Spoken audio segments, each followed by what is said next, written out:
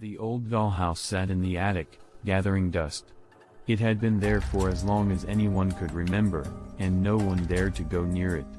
It was said that the dollhouse was cursed, and that anyone who touched it would be met with a terrible fate. One day, a young girl named Alice was exploring the attic when she came across the dollhouse. She had never seen anything like it before. The dollhouse was made of dark wood, and it was covered in cobwebs. The windows were boarded up, and the door was locked. Alice was curious about the dollhouse, and she tried to open the door, but it was locked. She tried to pry it open, but it wouldn't budge. She tried to break the door down, but it was too strong.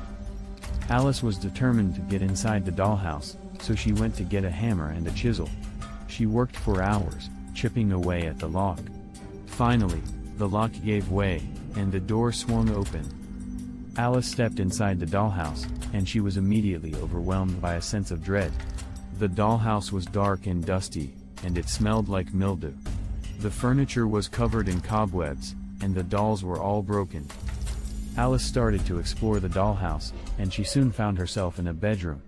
There was a bed in the middle of the room, and on the bed was a doll. The doll was wearing a white dress, and her hair was long and black.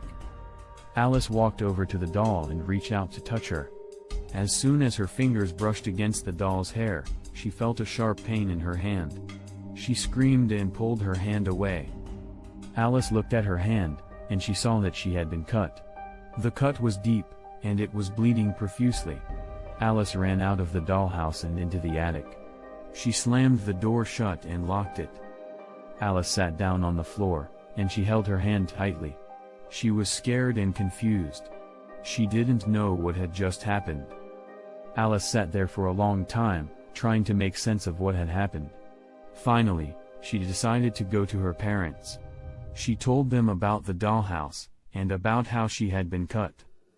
Alice's parents didn't believe her at first. They thought she was just making up a story.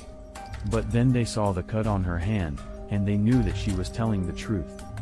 Alice's parents took her to the hospital, and the doctor stitched up her hand. The doctor told Alice that she had been lucky. If the cut had been any deeper, she could have lost her hand.